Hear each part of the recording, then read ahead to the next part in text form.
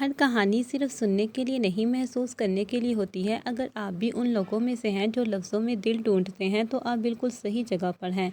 آج کی کہانی ہے محبت، جذبات اور درد کا حسین امتزاج۔ کردار وہی جو آپ کے دل کو چھو جائے، آواز وہی جو کہانی کو زندہ کر دے۔ ناول شجر، رائٹر حسیب الحسن۔ قسط نمبر 1۔ ہر کسی کی اپنی پسند ہے، کسی کو دن پسند ہے، کسی کو رات، کسی کو ہجر پسند ہے، کسی کو ملاقات۔ کہنے والے نے ٹھیک کہا ہے، پسند اپنی اپنی، مگر جہان پر پسند اپنی اپنی، وہیں پر نفرت بھی اپنی اپنی۔ اسی طرح کچھ لوگوں کو محبت سے نفرت ہے، کچھ لوگوں کو ہجر سے نفرت ہے، مگر میرا معاملہ کچھ مختلف ہے۔ مجھے ہر کوشش کرنے والے شخص سے محبت ہے۔ میں عجیب ہوں، بہت عجیب ہوں۔ میں اتنا عجیب ہوں کہ خود کو عجیب کہتا ہوں۔ میں تلاش میں ہوں کوئی ایسا جو مجھے کچھ پل دے سکے اپنی زندگی میں سے۔ مجھے کوئی اپنی زندگی میں سے کچھ پل کیوں دے گا؟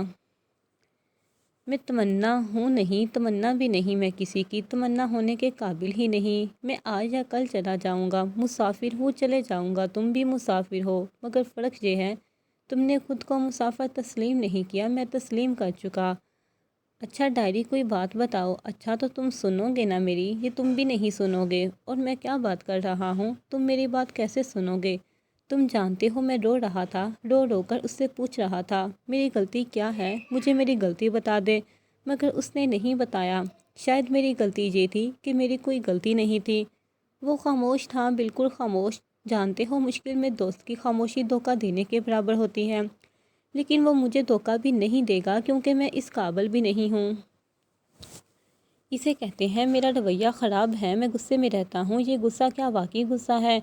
یہ بھی تو ہو سکتا ہے کہ تنہائی ہو، اداسی ہو، مشکلات کی انبار ہو، چڑچڑا پن ہو، کام کا بوجھ ہو، مدد کی کمی ہو، قدردان نہ پاتے ہو، دکھ ہو، دکھ سنانے کے لیے کسی کے نہ ملنے کی تکلیف ہو، یا پھر کوئی خوف ہو، کوئی خلش، سٹریس، یا کیا خبر معاشرے کی توقعات کا دباؤ ہو، ان پر پورا نہ اترنے کا گلٹ ہو۔ لیکن کیوں؟ آخر کیوں میرے بارے میں اتنا سوچے گا؟ بس شرمندگی کی بھی تو ہو سکتی ہے، یا پھر نیند اور آرام کی کمی، سیلف کیئر کی کمی۔ لیکن میرے بارے میں کوئی اتنا کیوں سوچے گا؟ تم جانتے ہو محبت کیا ہے؟ کیا ہے محبت؟ کچھ نہیں ہے محبت، کچھ بھی نہیں۔ اور اس وقت تک کچھ نہیں ہے جب تک ہو نہ جائے، اور جب ہو جائے تو سب کچھ ہے۔ میرا دین بھی تو، ایمان بھی تو، میری صوم، صلاۃ، نماز بھی تو۔ احمد فراز، تم جانتے ہو ہم جیسے لوگ چاہتے ہوئے بھی اپنے جذبات پر قابو نہیں رکھ پاتے۔ زریاب کہتے کہتے رکا اور ایک ہی سانس میں اگلا جملہ بول دیا، مار دو سالے کو۔ یہ بات بالکل خلاف توقع تھی۔ احمد فراز کو اس جواب کا علم بھی نہیں تھا۔ وہ چونکا، واقعی مار دوں بھائی؟ اگلا جواب کیا ہونا چاہیے تھا؟ زریاب کا یہی نہ کہ ہاں مار دو، لیکن یہ نہیں تھا۔ زریاب نے ہاتھ کے اشارے سے منع کر دیا۔ احمد فراز اس کے اشارے کا مطلب سمجھ گیا تھا۔ کیوں بھائی؟ احمد فراز نے ادباً پوچھا۔ آبی یار کیوں، کیا ہوتا ہے؟ ابھی تو بتایا، ہم جیسے لوگ چاہتے ہوئے بھی اپنے جذبات پر قابو نہیں پاتے۔ تو بس وہی ہوا، جذبات میں کہا گیا تھا۔ زریاب نے اپنے جیب سے موبائل نکال کر ٹائم دیکھا اور پھر احمد فراز کو، وقت ہو گیا زریاب، میں جا رہا ہوں۔ یہیں تک تو تھا جو تھا، اپنی بہن کا خیال رکھنا، امی کو سلام کہنا، اور کہنا کہ یہ زریاب کا آخری سلام تھا۔ اور ہاں احمد فراز، میرا ایک آخری کام کر دینا، ہو سکے تو میرے موت کی اطلاع میرے گھر دے دینا، میں جا رہا ہوں۔ زریاب اپنی جگہ سے اٹھنے لگا تھا۔ احمد فراز نے اسے ہاتھ کے جھٹکے سے زریاب کو روکا اور زبان بھینچتے ہوئے آواز بند کر کے بولا، زریاب میں ہوں نا؟ بس احمد فراز کا یہ کہنا تھا کہ زریاب ساخت ہو گیا، اس کے جسم کی اکڑ ٹوٹ گئی، ضد ٹوٹ گئی۔ زریاب نے اپنے سر کو بالکل ڈھیلا چھوڑ دیا۔ اب اس کا سر احمد فراز کے نہیں بلکہ ایک شجر سایہ دار کی گود میں تھا۔ اس وقت اسے دیکھنے والا کوئی شخص یہ نہیں مان سکتا تھا کہ یہ وہی زریاب ہے، یہ تو کوئی بچہ تھا، کوئی معصوم بچہ۔ جب بھی زریاب ٹوٹ جاتا تو اسی شجر سایہ کے پاس آتا۔ آپ کیا سمجھے یہ کہانی کا آغاز تھا؟ جی نہیں، یہ تو کہانی کا اختتام تھا۔ آئے چلتے ہیں ماضی میں، اور اس کہانی میں احمد فراز کی ڈائری، 15 دسمبر 2020۔ یہ اوسط معاشی درجے کے لوگوں کا 2 منزلہ گھر ہے۔ اس گھر کی آبادی 9 لوگوں پر مشتمل ہے۔ نچلے منزل پر چھوٹی سی جگہ ہے، بائک کھڑی کرنے کے لیے ایک باتھ روم ہے، اور اس کے بعد اندر ایک درمیانہ کمرہ۔ برابر میں سیڑھیاں جا رہی ہیں اوپر 2 کمرے ہیں، صحن ہے، ایک کچن اور باتھ روم۔ یہ ہے اس گھر کا کل محلِ وقوع۔ اوپر کے گھر کے افراد نیچے کم ہی آتے ہیں اور نیچے کے افراد اوپر کم ہی جاتے ہیں۔ گھر ایک ہی ہے مگر گھر ایک نہیں، فیملی ایک ہی ہے مگر ایک نہیں۔ اس سے اوپر تیسری منزل بھی ہے جہاں صرف 4 دیواری ہے، گویا موسم گرما سرما سونے کے لیے چھت۔ زریاب اسی گھر کا دوسرا سب سے چھوٹا فرد ہے۔ اس سے چھوٹا اس کا ایک بھائی ہے حسین، وہ بھی گویا 6 یا 7 برس کا ہی ہے، پہلی کلاس کا طالب علم ہے اور زریاب ان دنوں یونیورسٹی کے فرسٹ ایئر میں ہے۔ زریاب طبیعت جذباتی واقعہ ہوا تھا، وہ بہت کم ہی بھروسہ کرتا تھا، جس پر کر لیا سو کر لیا، جس پر نہیں کیا سو نہیں کیا۔ اس وقت زریاب یونیورسٹی کے کیفے ایریا میں بیٹھے چائے کے چسکے لے رہا تھا اور بار بار اپنے دائیں ہاتھ میں پہنی گھڑی میں ٹائم دیکھ رہا تھا، گویا یہ وہ کسی کا انتظار کر رہا ہو۔ وہ بار بار چائے کے کپ سے چسکے لیتا وقت دیکھتا اور پھر نظریں اٹھا کر آسمان کی جانب دیکھتا۔ وہ اسی دوران اپنے خیالات میں گم تھا کہ پیچھے سے منان کی آواز آئی، ابھی زریاب تو یہاں بیٹھا ہے، میں تو تجھے اندر ڈھونڈ رہا ہوں۔ منان کیفے ایریا کے اندر سے باہر صحن میں آ رہا تھا۔ زریاب نے اس کی آواز سن کر پیچھے مڑ کر اس کو دیکھا۔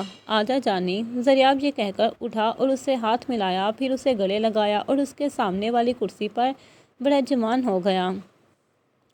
تو حکم کرے زریاب بھائی، کیسے یاد کیا ہمیں؟ منان نے چھوٹو کو چائے کا اشارہ دیتے ہوئے کہا۔ خود ہی بتائیں کیسے یاد کر سکتے ہیں آپ کو؟ یہ جملہ کہتے ہوئے زریاب نے لمبی سانس لی۔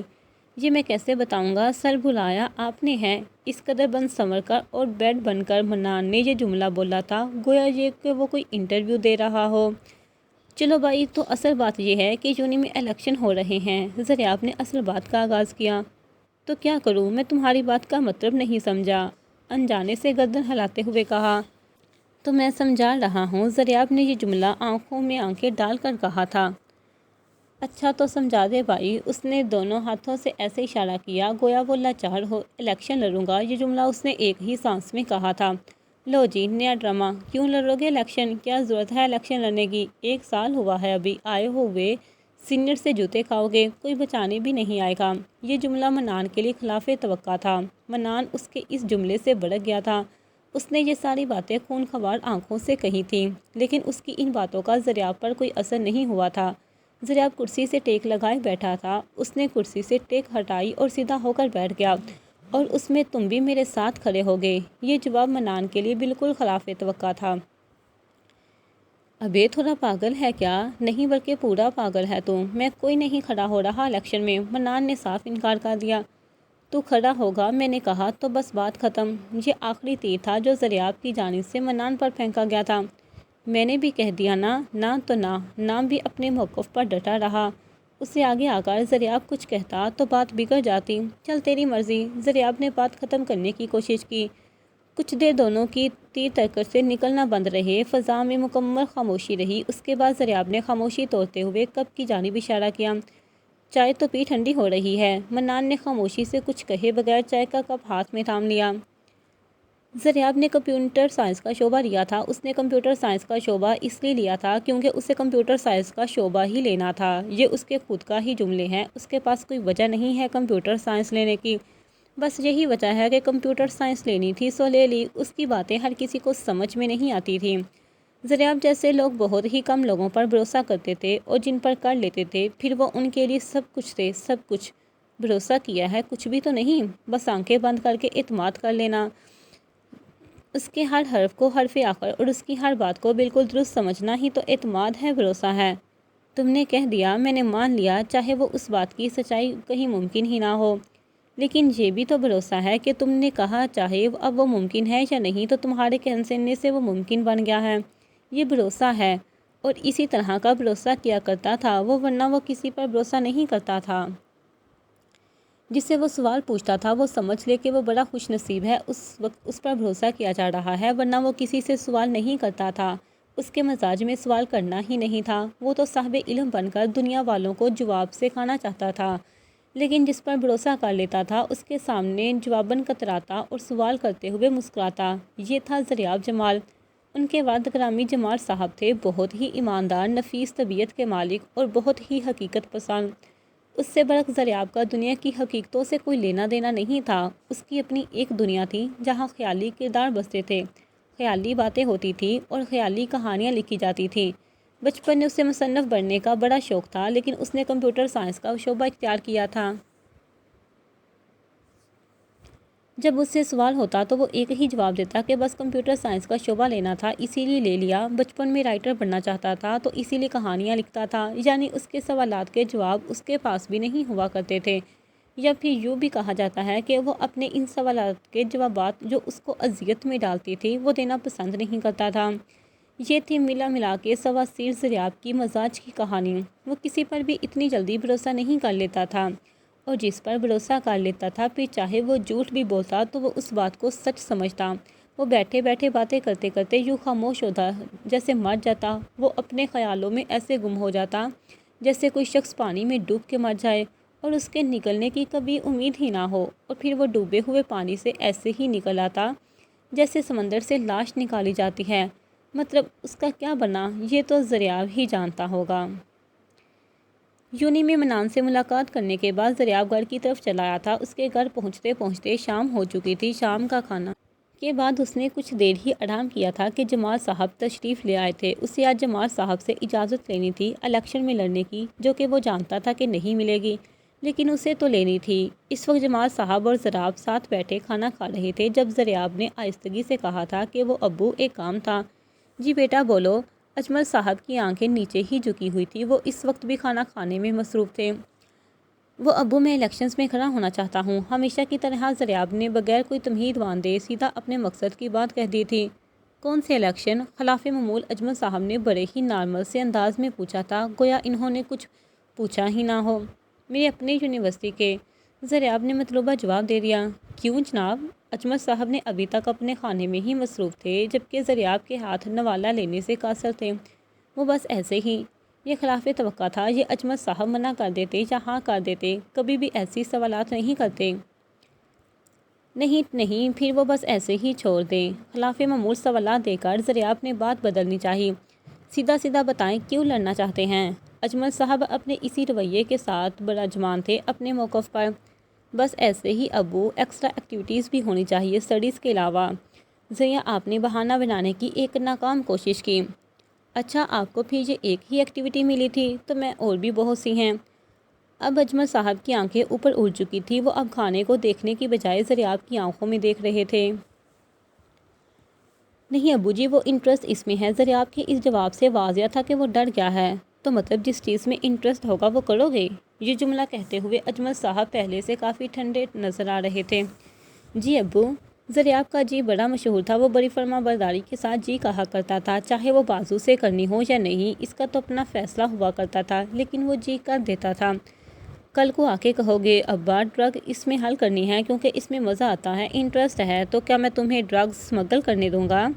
اجمل نے گردن ہلاتے ہوئے آنکھوں میں آنکھیں ڈال کر اس سے یہ سوال کیا تھا۔ نہیں ابو، ایسی بات نہیں ہے جیسا بولیں۔ زریاب اجمل صاحب کو ایک مرتبہ دوبارہ اپنے موقف کی جانب اس قدر سختی اختیار کرتے ہوئے دیکھ کر اپنا موقف بدل لیا۔ ارے بیٹا، ہمارے بولنے سے کیا ہوگا؟ تم فیصلہ پہلے کرتے ہو، بتاتے بعد میں ہو۔ سیدھا ایسا کیوں نہیں بولتے ابو؟ فیصلہ کر چکا ہوں، بتانے آیا ہوں، اجازت کیوں مانگ رہے ہو؟ صاحب اس کے مزاج سے اچھی طرح واقف تھے۔ جی نہیں ابو، جیسے آپ کہیں گے ویسا ہوگا۔ ہمیشہ زریاب اس سوال کا یہی جواب دیتا۔ اچھا جی، مطلب تو میں منع کر دوں گا تو تم نہیں لڑو گے؟ گویا اس وقت دونوں کے درمیان کسوٹی چل رہی تھی۔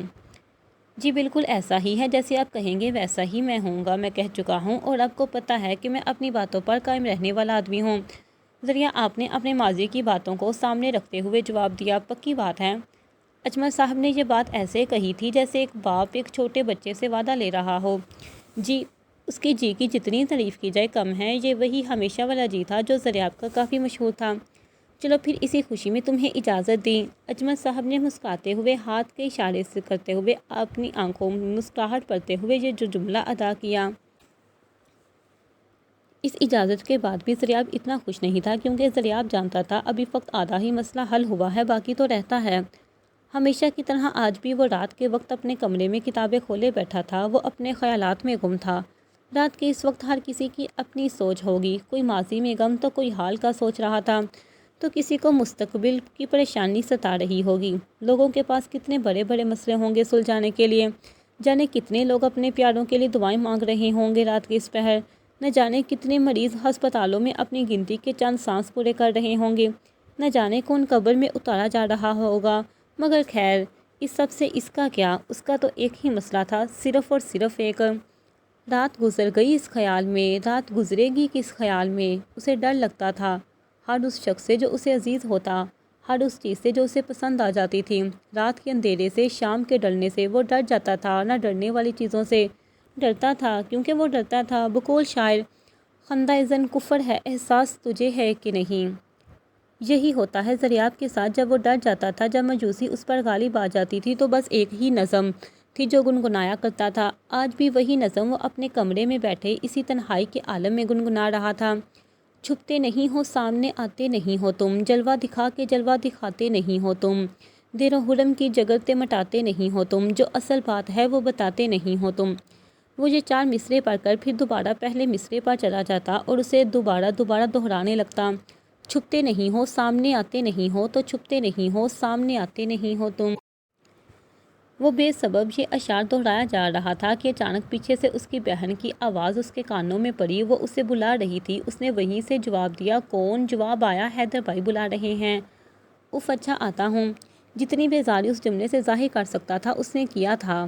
اس کی وجہ کوئی اور نہ تھی، اس کی وجہ ضریاب کا اپنا مزاج تھا۔ ایک بات بھی ضریاب سے دوسری بار پوچھی جاتی تو ضریاب بگڑ جاتا، شعلہ حزن بن جاتا۔ ثانیہ نہ جانے کہاں سے اس میں اتنی قوت مدافعت آ جاتی کہ اگر اس کے سامنے پہاڑ رکھ دیا تو وہ بھی اکھاڑ کے پھینک دیتا، لیکن اس کے لیے اسے غصے میں لانا لازمی تھا۔ وہ ایسی باتوں پہ بھی غصہ کر لیتا تھا جو خوشی کی ہوتی تھی، اور وہ ایسی باتوں پر بھی خوش ہو جاتا تھا جو سکڑنے کی تھی۔ یہ تو صاحب کے مزاج پر تھا کہ کب کیا سوچیں، پر کیا کریں۔ ان کے غصے اور خوشی کو دیکھ کے لگتا تھا گویا سب کچھ ان کے اپنے دسترس میں ہے، لیکن ان کے دسترس میں نہیں، اور تو اور حرکات سے یہ اندیشہ دور دور تک نہ تھا۔ وہ بوجھل قدموں سے اٹھا اور رفتہ رفتہ حیدر بھائی کے کمرے کی طرف جانے لگا۔ اس کے اٹھتے ہوئے قدم بتا رہے تھے کہ وہ قدم اٹھانا نہیں چاہتے، پر اٹھائے جا رہے ہیں۔ زندگی میں کئی ایسے قدم ہوتے ہیں جو اٹھائے نہیں جانے چاہیے مگر اٹھ جاتے ہیں۔ کئی لوگوں کے کئی قدم زبردستی اٹھانے کے سبب کئی لوگوں کے قدم میں اکھڑ آ جاتی ہیں۔ وہ کمرے میں داخل ہوا تو اندر حیدر بھائی کھانا کھا رہے تھے۔ حیدر بھائی نے ہاتھ کا اشارہ کرتے ہوئے بیٹھنے کا کہا اور سامنے ضریاب بھائی براجمان ہو گئے، گویا ضریاب یہ محسوس کر رہے تھے کہ ایک چور کس جج کی کٹہری میں کھڑا ہے۔ سوال بنتا ہے، لیکن وہ ایسا کیوں محسوس کر رہا تھا؟ ایسا بھی کیا ہو گا تھا؟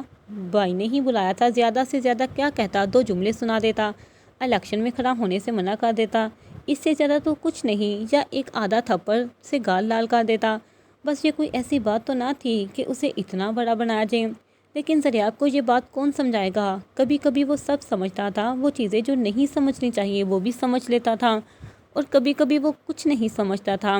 اس کے سمجھنے میں اسے ہمیشہ نقصان میں ڈالا۔ جہاں وہ اپنی طرف سے سمجھ لیتا وہاں وہ غلط ہوتا، اور جہاں اپنی طرف سے سمجھنے کی ضرورت ہوتی وہ وہاں صحیح کو بھی غلط سمجھتا۔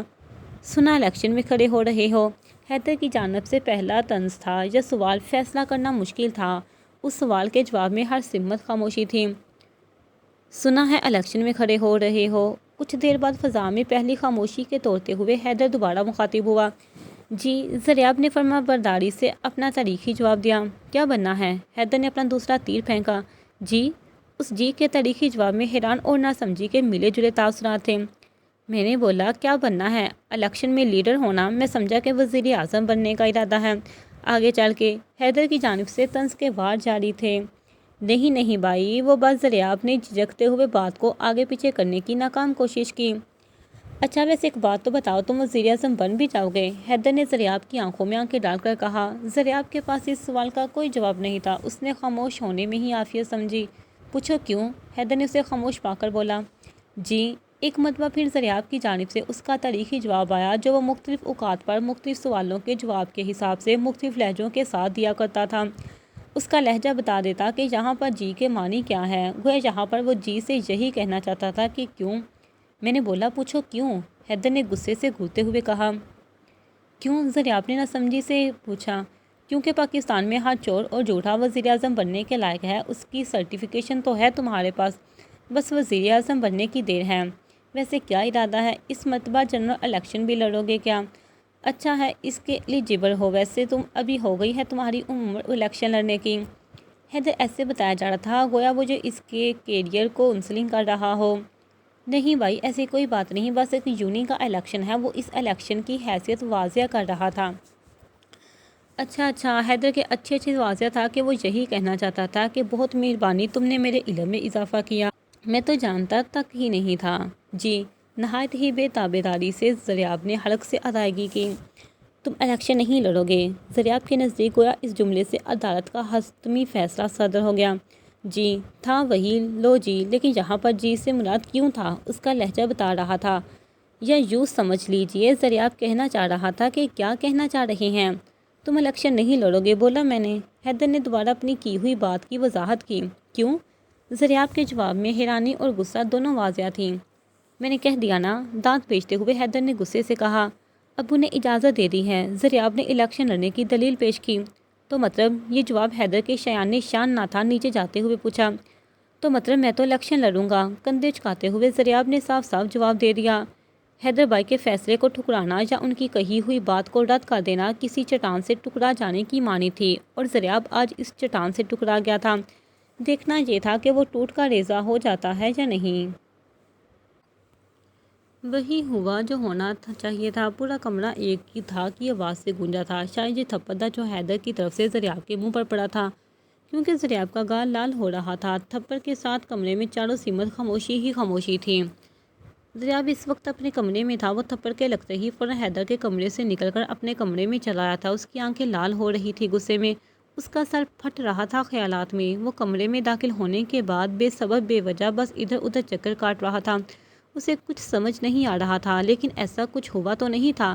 ایک تھپڑ ہی تو پڑا تھا، اس گال پر تھپڑ ہی تھا، وہ اس سے زیادہ کچھ نہیں۔ لیکن بھائی صاحب، اس نے اپنی زندگی اور موت کا مسئلہ بنا بیٹھے تھے۔ اب ان کا انا لوگوں کے نزدیک اور ان کے نزدیک ان کے اصول سامنے آ گئے تھے۔ انا اصول اور انا میں کوئی 20-19 کا فرق ہوتا ہے۔ جب اصول معاشرے کے حساب سے ہوں تو اصول ہیں، اور وہی اصول جب انفرادی سطح پر حائل ہو جائیں تو وہ انا بن جاتا ہے۔ اور یہ وہی معاملہ تھا کہ وہ اپنے اصولوں کو اصول سمجھتا تھا اور لوگ اس کے اصول کو انا۔ بس اس کے بعد کیا ہونا تھا؟ اس نے غصے میں فون اٹھایا، پہلے عبداللہ نامی شخص کے چیٹ میں گیا۔ وہ عبداللہ کو کچھ لکھنا چاہتا تھا، مگر لکھتے لکھتے اس کی انگلیاں رک گئی۔ اس نے لکھا ہوا میسیج جو ابھی تک اس نے سینڈ نہیں کیا تھا اسے ریموو کیا اور نیچے کر کے منان کی چیٹ میں گیا۔ وہ منان کو کچھ ٹائپ کرنا چاہتا، مگر ٹائپ کرتے کرتے اس کی انگلیاں رک گئی۔ اس نے فوراً اوپر دکھنے والے موبائل فون کے لوگوں کو پر کلک کیا اور اسے کال ملائی۔ دوسری طرف سے کال رنگ ہو رہی تھی، رنگنگ نہیں، تو وہ سمجھ گیا کہ اس وقت وہ آف لائن ہے۔ اس نے فوراً کال کاٹی اور سم پر کال کرنے لگا۔ سم پر ابھی اس نے کال ملایا ہی تھا کہ کچھ دیر بعد وہاں سے منان کی آواز گونجی۔ السلام علیکم۔ اس کے سلام سے حیرانی واضح تھی۔ وعلیکم السلام، کہاں ہے تم؟ زریاب نے ایک ہی سانس میں پورا جواب دیا۔ اس کے بعد اپنی مطلوبہ بات پوچھی۔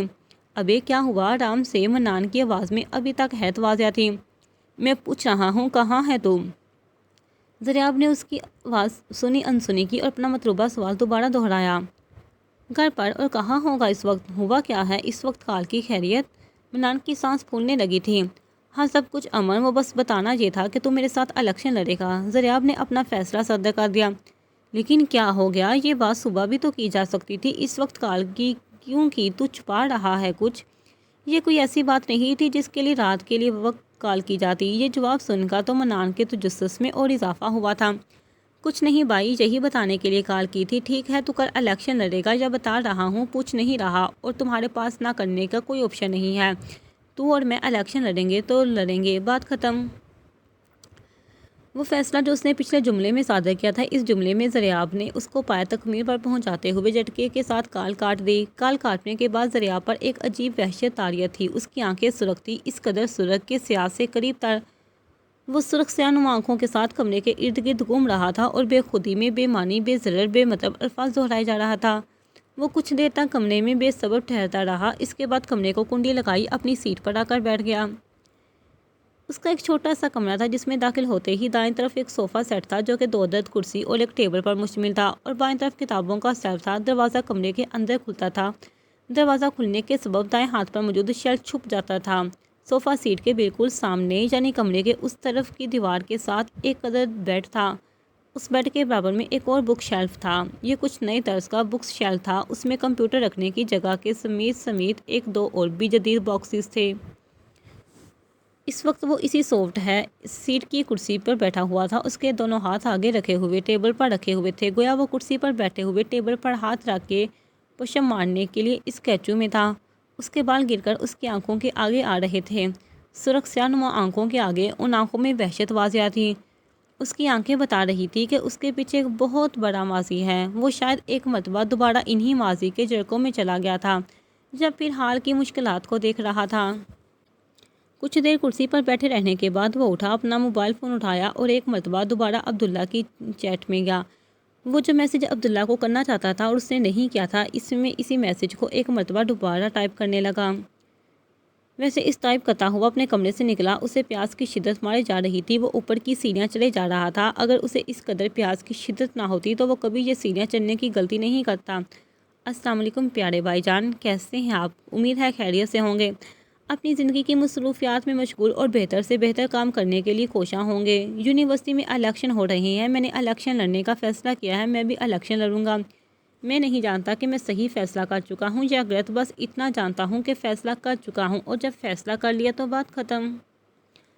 میں نے اس حوالے سے منان کو بھی آگاہ کیا ہے، اس کو کہا تھا کہ میرے ساتھ الیکشن میں کھڑے ہو جاؤ، اس نے صاف صاف انکار کر دیا۔ کوئی بات نہیں، میں یہ کہہ کر وہاں سے اٹھایا تھا۔ میں نے اٹھتے وقت یہ سوچا تھا کہ اسے جانے دوں گا، کسی اور کو اپنے ساتھ الیکشن میں کھڑا کر لوں گا، مگر اب میری ضد بن چکی ہے، الیکشن لڑنا بھی اور منان کے ساتھ ہی الیکشن لڑنا بھی۔ میں گھر آیا اور گھر آ کر گھر والوں کو اس بات سے آگاہ کیا، ان کی رضامندی پوچھی۔ ان کی رضامندی کا جواب ایک زوردار تمانچے کی صورت میں ملا تھا۔ میرا گال تقریباً سرخ ہو چکا ہے۔ خیر کوئی بات نہیں، یہ کوئی نئی بات نہیں۔ میں غصے میں کمرے سے نکلا، تمانچے کی جلن ابھی موجود ہی تھی کہ میں نے کال کر کے منان کو اپنے ہاتھ میں فیصلہ سنا دیا۔ میں نے اسے کہہ دیا کہ تم الیکشنز لڑو گے اور میرے ساتھ لڑو گے۔ منان مجھے جانتا ہے، وہ پہلے حیران ہوا، پھر پوچھا رات کے اس وقت کال کی گئی؟ میں نے کہا اپنا فیصلہ سنانا تھا۔ منان کا ایک اور قریبی دوست ہے، اس کا نام جلیل ہے، جلیل بھی الیکشن میں کھڑا ہو رہا ہے۔ میرے کال سے پہلے منان کی جلیل سے بات ہو چکی تھی اور اس نے جلیل کی پرانی دوستی کے سبب جلیل کے ساتھ الیکشن لڑنے کا فیصلہ کر لیا تھا۔ میں نے اسے کچھ کہے بغیر بس اتنا کہا کہ کچھ تو مجبوریاں رہی ہوں گی اور یوں کوئی تو بے وفا نہیں ہوتا، اور کال کاٹ دی۔ میرے کال کاٹنے کے کچھ دیر بعد ہی میرا دایاں پیر خود بخود ہلنے لگا، میرا دایاں پیر کانپ رہا تھا، نہ جانے کیوں یہ وائبریشن چلتی رہی۔ تقریباً سوا گھنٹے بعد ٹھنڈ ہو گئی، اب ایک عجیب مرحلہ آن پڑا تھا۔ اب پیر نہیں ہل رہا تھا، اب آنکھیں ہل رہی تھی۔ آنکھ پہلے دائیں ہلی اور پھر بائیں۔ شروع کے 30 منٹ تک ایک آنکھ کھلی اور اس کے بعد دوسری آنکھ کا کچھ عجیب طرح کا تھا۔ میری آنکھ پیچھے اپنے کان کی طرف کھینچتی تھی اور پھر لوٹ آتی تھی، پھر کان کی طرح کھنچتی تھی اور پھر لوٹ آتی تھی، اور اس کے بعد پلکیں جھپکنا خود بخود شروع ہو جاتی تھی۔ یہ عالم چلتا رہا سوا گھنٹے تک۔ اس کے بعد میرا موبائل بجنے لگا، دیکھا تو منان کی کال تھی۔ میں کال نہیں اٹھانا چاہتا تھا لیکن کال اٹھا لی۔ کال اٹھانے کے بعد میں نے کوئی ایک حرف بھی ادا نہیں کیا تھا کہ ادھر سے اس کی آواز آئی، چل جان معذر، جیسا تو بولے گا ویسا ہی ہوگا، میں تیرے ساتھ الیکشن لڑنے کے لیے تیار ہوں۔ اس نے یہ جملہ مکمل کیا اور شوخی مارتے ہوئے کہا، اور کون کون ہے اپنے کیبنٹ میں؟ تو الیکشن لڑے گا اور میرے ساتھ لڑے گا۔ میں نے حتمی فیصلہ سناتے ہوئے کال کاٹ دی کیونکہ میں مزید بات نہیں کر سکتا تھا۔ میں مزید بات کرتا تو میری حالت سے آگاہ ہو جاتا۔ اس کے بعد میں اپنے بستر سے اٹھا اور آہستہ آہستہ اوپر کی جانب جانے لگا۔ مجھے اس وقت پیاس کی قلت مارنے کو تھی، میں اسی لیے اوپر کی سیڑھیاں چڑھنے کی سخت غلطیاں کر رہا تھا۔ ابھی میں اوپر سیڑھیاں چڑھ کر پانی پینے ہی آیا تھا جو تمہیں یہ میسج ٹائپ کر رہا ہوں۔ بس یہی ہوا ہے آج، بس یہی چل رہا ہے زندگی میں اور چلتا رہا ہے مسلسل۔ اب سے 2.5 گھنٹہ پہلے جو میرے ٹانگ کا ہلنا بند ہوا تھا اب وہ دوبارہ ہل رہی ہے، لگتا ہے اس مرتبہ جان ہی لے گی یہ کمبخت ٹانگ کا ہلنا۔ اس نے پورا میسج ایک ہی بار میں ٹائپ کیا تھا۔ یہ پیغام اس نے کسی عبداللہ نامی شخص کو بھیجا تھا۔ یہ پیغام بھیجنے کے بعد اس نے موبائل بند کر کے اپنی جیب میں رکھ لیا۔ اس کی آنکھیں سرخ ہو رہی تھی، گال لال اور ٹانگیں خود بخود ہل رہی تھیں۔ کمنٹس میں ضرور بتائیں کہ کہانی کی کون سی لائن نے آپ کو سب سے زیادہ چھو لیا۔ جہاں ہر لفظ میں جان ہے، لکھاری سبسکرائب کریں۔